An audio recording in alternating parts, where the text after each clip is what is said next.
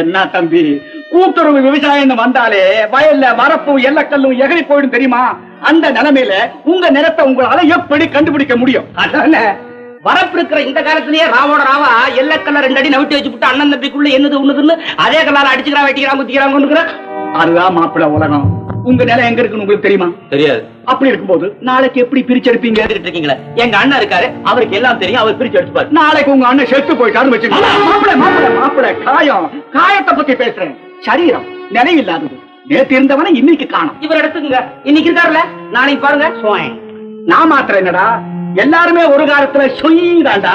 பின்னால வாழ போறது அந்த குழந்தை தானே. ஏன் திடீர்னு இப்பதானே வீட்டை விட்டு சந்தோஷமா புறப்பட்டு போனீங்க? அதுக்குள்ள என்ன நடந்துச்சு? முகமெல்லாம் வேத்து போயிருக்கு. நான் சொல்றபடி செய்ய. வீட்டுல இருக்கிற நகை நட்டு வெள்ளி பாத்திரம் பித்தளை பாத்திரம் தட்டு முட்டு சகல சாமானை கொண்டுட்டு வந்து கூடத்துல வை. கொண்டாந்து வச்சிடுறேன். எதுக்காக?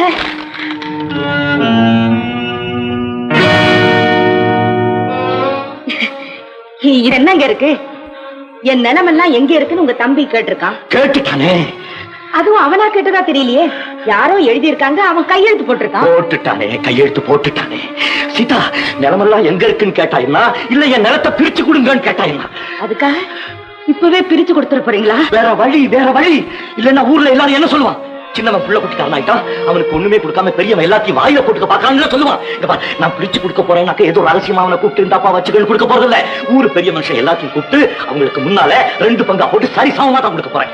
சீதா, பாத்திரம் பண்றோம்னாக்க இப்ப நீ புடங்க பாரு, தண்ணி குடிக்கிற தமிழர் முதல் கொண்டு கொண்டாந்து வைக்கிற தெரியல. வைக்கிறேன். போ, இதெல்லாம் கையில வைக்கிறேன். சீக்கிரம் போகிறேன். மாரியம்மன் குங்குமம் வச்சுக்கோங்க. பெரியவர் உங்க எல்லாரையும் உடனே அங்க வர சொல்றாரு. அந்த லெட்டரை குடுத்து வரவேற்பேன். எங்க அண்ணா ஏதாவது சொன்னாரா? நான் தப்பிச்சு வாழ பெரும்பாடா போச்சு. ஏங்க, நான் அப்பவே சொன்னேன், அண்ணன் தம்பிக்குள்ள என்ன இருந்தாலும் என்ன எதுன்னு நேர் கேட்டுக்கிறது என்னத்துக்கு லெட்டர்னு சொன்னேன். அப்ப கேட்கல நீங்க எல்லாம். இப்ப பாருங்க. இல்ல என்னது ஒண்ணு இல்ல. என் பங்கு நம்ம இருக்குன்னு கேட்டு இவங்க அண்ணனுக்கு எழுதியிருக்காரு.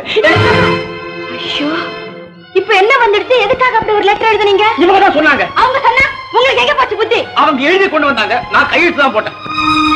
ஏப்பா, நீங்க எல்லாருமா சேர்ந்து என்ன செஞ்சு வச்சிருக்கீங்க? பாத்தீங்களா? இப்போ அது புரிஞ்சுக்கிட்டீங்களா? இந்த கூட்டத்தை உங்களை கிளற விட்டுட்டு அவங்க ஒதுங்கிட்டாங்க. ஏங்க, உங்களுக்கு பெரியவர் மனசு தெரியாது? அந்த லெட்டரை பார்த்து அவர் என்ன பாடுபட்டுக்கிட்டு இருப்பாரு. பெரியவர் காத்துட்டு இருப்பாரு. போங்க புறப்படுங்க.